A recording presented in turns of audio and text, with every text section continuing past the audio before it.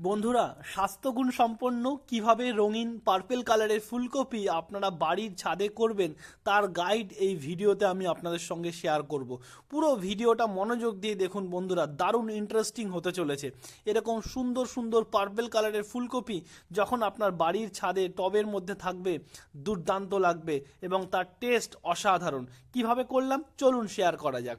দেখুন, এখানে আমি ফলের ক্যারেটগুলো সংগ্রহ করেছি।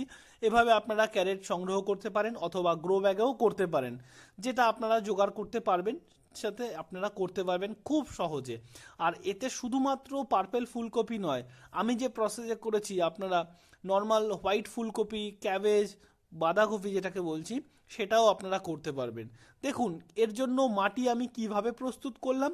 এখানে 50% আমি গার্ডেন সয়েল নিয়েছি, আর তার সঙ্গে আমি নিয়েছি 40% আমি গোবর সার নিয়েছি, আর 10% যে অনুপাত তাতে আমি নিয়েছি শিংকুচি।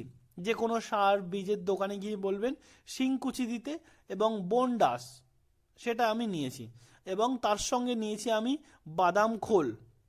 এটার পরিমাণ যদি বলি, আমি 200 গ্রাম বনডাস নিয়েছি, 200 গ্রাম আমি শিংকুচি নিয়েছি, আর যেটা বাদাম খোল সেটা আমি নিয়েছি 500 গ্রাম মতো আমি বাদাম খোল আমি নিয়েছি, যেটাকে সমানভাবে ভালোভাবে মিশিয়ে আমি এই মাটিটাকে রেখেছিলাম 1 মাস মতো রেখে দিয়েছি।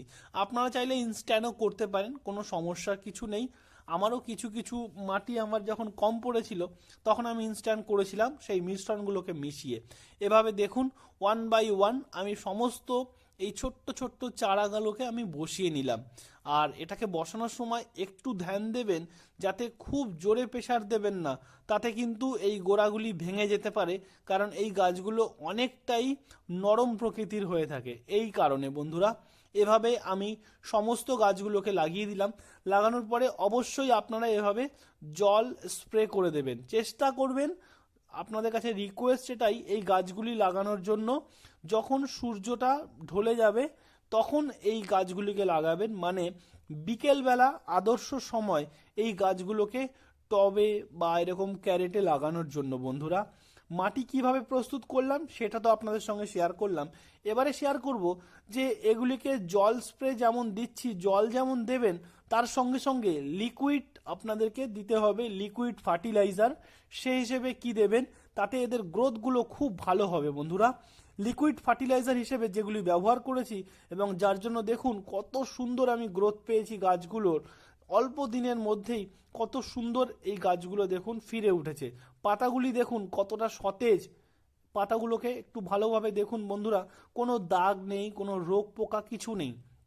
তো লিকুইড ফার্টিলাইজার হিসেবে আপনারা বাড়িতেই প্রস্তুত করতে পারেন। মনে করুন আপনারা 2 কেজি গোবর নিলেন, কাঁচা গোবর, সেটাকে আপনারা একটা 10 লিটারের বালতির মধ্যে বা 5 লিটারের বালতির মধ্যে সেই গোবরটাকে দিয়ে আপনি তার মধ্যে জল দিয়ে দেবেন। এভাবে 5 দিন রাখার পরে ওপর থেকে যে জলটা থাকবে সেই জলটাকে আপনারা গাছের গোড়ায় নিয়মিত 3 দিন অন্তর অন্তর দেবেন। এছাড়া আপনারা প্রয়োগ করতে পারেন, যদি আপনাদের সম্ভব হয়, বাজার থেকে মাছ কিনে নিয়ে আসবেন, যে মাছগুলো খারাপ হয়ে গেছে। একটু বেলাটা যখন বেড়ে যায়, মনে করুন 11টা 12টার সময় যদি বাজারে যান, দেখবেন প্রচুর মাছ যেগুলো একটু খারাপ হয়ে গেছে। সেই মাছগুলো লোটে মাছ, পুঁটি মাছ এগুলো হলে ভালো হয়। সেই মাছগুলোকে এনে আপনারা যে কোনো একটা বালতির মধ্যে দিয়ে পচাতে হবে, একটু জল দিয়ে দেবেন, দিয়ে সেটাকে আপনারা মোটামুটি 15 দিন সেটাকে পচাবেন। পচিয়ে তাতে জল দেবেন, জল দিয়ে সেই জলটাকে দেওয়ার পরে সেই জলটা মনে করুন আপনি নিলেন 500 ml, আর তার সঙ্গে আপনারা 5 লিটার জল মেশাবেন, মিশিয়ে সেই জলটা নিয়মিত গাছে প্রয়োগ করবেন। এটা হলো লিকুইড ফার্টিলাইজার হিসেবে দুর্দান্ত কাজ করবে বন্ধুরা। দেখুন, এগুলি ব্যবহার করে আমার ফুলকপিগুলো দেখুন বন্ধুরা, ছাদ বাগানে করেছি, কতটা সুন্দর হয়েছে। কমেন্ট করে জানান বন্ধুরা কেমন লাগছে, এই গাছগুলি কতটা সতেজ, এবং ফুলকপিগুলো দেখুন বন্ধুরা কতটা সুন্দর। বাজারে যেমন ফুলকপি আমরা কিনতে পারি ঠিক সেরকমই সুন্দর হয়েছে, কিন্তু অনেক বেশি স্বাস্থ্যকর বন্ধুরা এই ফুলকপিগুলো, কারণ কোনো রকম কোনো রাসায়নিক আমি কিন্তু এতে প্রয়োগ করিনি। আশা করি লিকুইড ফার্টিলাইজার কি করে করবেন সেটা আমি শেয়ার করলাম। তাছাড়াও আপনারা বাদাম খোল বা সর্ষের খোল ভিজিয়ে গাছের গোড়ায় নিয়মিত দেবেন। তার ভিডিও আমার দেওয়া আছে কিভাবে সর্ষের খোল তৈরি করতে হয়। ওপাশে আরও কটি গাছ রয়েছে, সেটাও আপনাদের সঙ্গে শেয়ার করি। আর এগুলো এই সিজনের চন্দ্রমল্লিকা, এরও প্রচুর ভিডিও চ্যানেলে দেওয়া আছে। আপনারা যদি পছন্দ করেন অবশ্যই চ্যানেলটি আমার ভিজিট করে এই ভিডিওগুলি দেখতে পারেন। সুন্দর সুন্দর চন্দ্রমল্লিকাও আমার বাগানে ফুটেছে বন্ধুরা। দেখুন এখানে আরও তিনটে রয়েছে, এটা গ্রো ব্যাগে রয়েছে। দেখুন বন্ধুরা, এগুলিও খুব অসাধারণ স্বাস্থ্যকর গাছ, এবং মাটিতে জল প্রয়োগটাও একটু নিয়ম মেনে যদি দেওয়া যায়, এরকম সুন্দর সুন্দর কপি আপনারাও পেতে পারবেন বন্ধুরা। যদি কোনো আপনাদের জিজ্ঞাসা থাকে অবশ্যই আপনারা কমেন্ট করুন। যদি লিকুইড ফার্টিলাইজার কিভাবে কি বানাতে হবে বিস্তারিত যদি ইনফরমেশন চান, আপনারা কমেন্ট করুন, আমি পরবর্তী ভিডিওতে সেই সম্পর্কে আপনাদের কাছে নলেজ দেব।